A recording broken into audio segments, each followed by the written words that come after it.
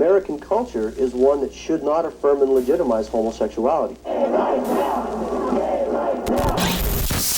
In July of 1991, a group called Colorado for Family Values announces it will place on the ballot an amendment to the state constitution that would prohibit laws that protect gays from discrimination. He pulled out a gun and he got up to the bar and he just slammed it. Basically said, I could kill you and nobody would care. I was working in the bar. Actually, I was managing True Colors, which is the women's bar. During the Amendment 2, once it had passed, shame, shame, shame, the violence stepped up. There was more people coming in with weapons, and I've had my windows broken out. God, it was like a free rein on bashing queers. Well, the only other outlet was the bars in town. And unfortunately, even then, you could get beat up in a parking lot going to the hide and seek. There really weren't other safe spaces to go. A lot of people in the community knew it was a gay bar, so they would, if they were spoiling for a fight, they'd go around and hang around the parking lot, wait for somebody who looked vulnerable, and harass and beat people frequently. And a lot of people nationally were pointing to Colorado and Colorado Springs, where it originated, as the ground zero of the hate state, the hate city and the hate state. 53% of those who go to the polls approve the measure. In El Paso County, it passes by 66%. We're confident that whatever happens, whether we win, our side wins, or whether our opponents, this will end up in the United States Supreme Court. Many people who supported Amendment 2 and the principles of it to say it wasn't discriminatory, they were just not granting special rights. And the people who were shocked that it passed were out there vocally saying that we're not a state that discriminates and this isn't who we are.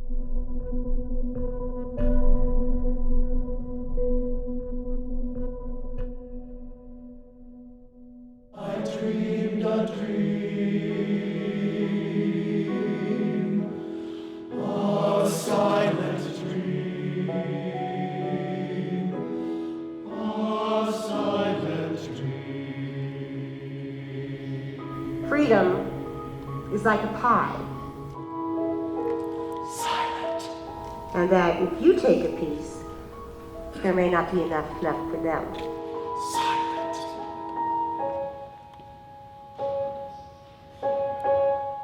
In 1993, I came to candidate for the position of the Minister of Pikes Peak MCC here in Colorado Springs.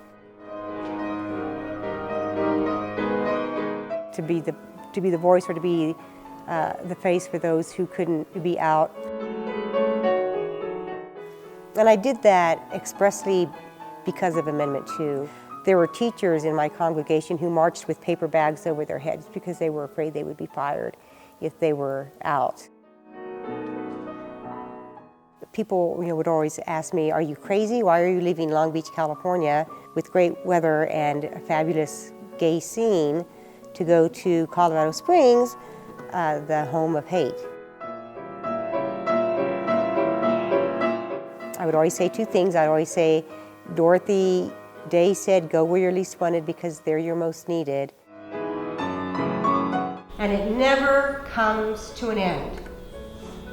No matter how many people step up to the banquet of freedom and equity and justice, there will always be enough. We will never run out of love.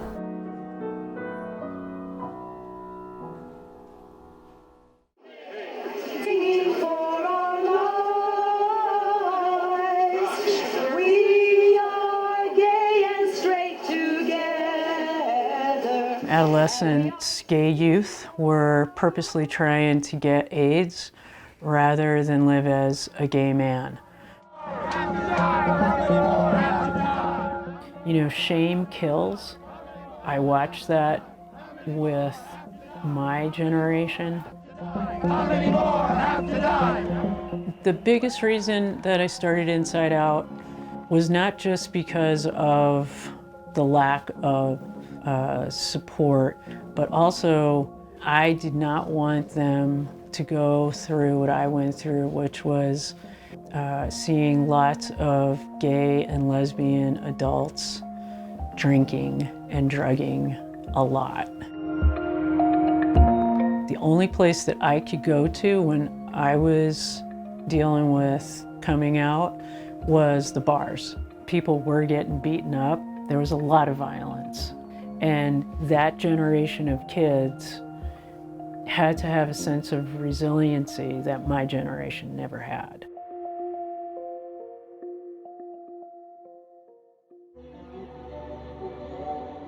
The wilderness should not be seen as a permanent place in which one resides or in which one falls into and gets stuck, but rather as a place of transition and growth. State courts eventually threw out Colorado's anti-gay rights amendment, giving gay rights groups their most significant legal victory in years. Discovery, enlightenment, community, and liberation. It is only in the shared wilderness experience that the voice of one crying out in the wilderness becomes many and is heard. And when I moved here in 2000, Amendment 2 had been a big issue. How about you, Bryson? Is this the longest month of the year between now and Christmas? The United Church of Christ is open and affirming.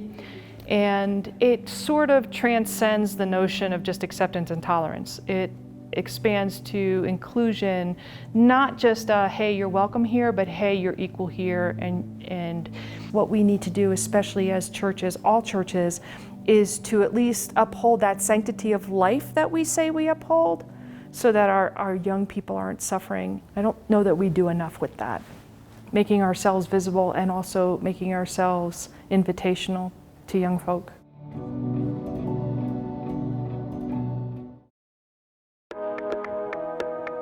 And we are going to be raising money for Inside Out Youth Organization. We've been working with them all year.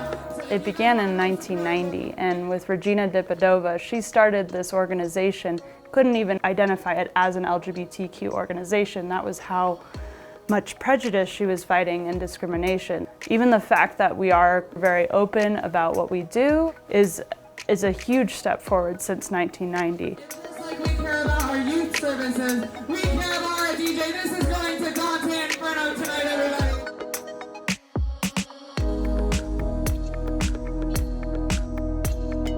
At some points I feel like I was lucky coming out at the time I did. You heard stories of people getting beat up in the parking lot, and there was heavy security, 20 and 30 years ago. 16 years ago, when Club Q opened, those are things that we haven't had to worry about the same. What time are we at? We're at 8:58. All right, good luck. Second set. Hope all of you fall. Thanks.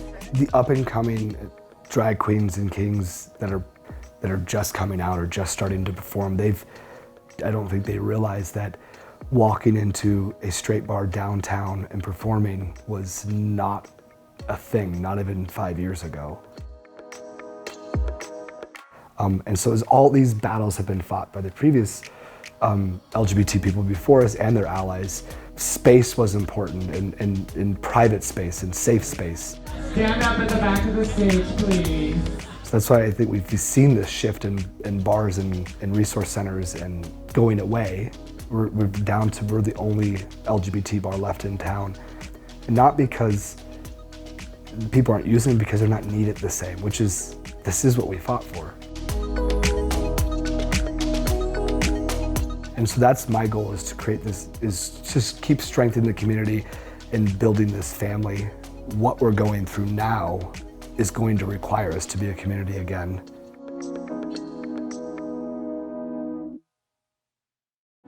Heaven had ever seen. You walked in with a story to tell and 10,000 tongues to scream. And you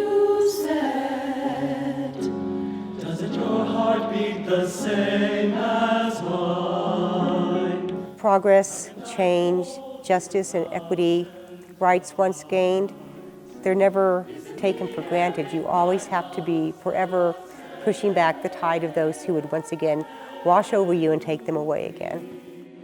So who cares whose arms I'm all wrapped up in? I think that empowers kids to know that Colorado, not everyone hates them, doesn't find them to be an abomination. Those words don't stick like they used to.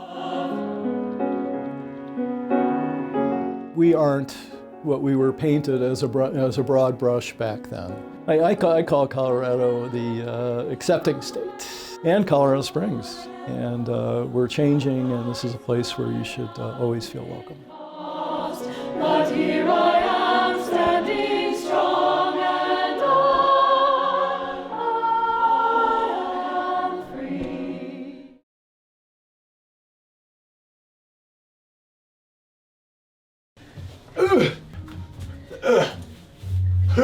Yeah, get a shot of that.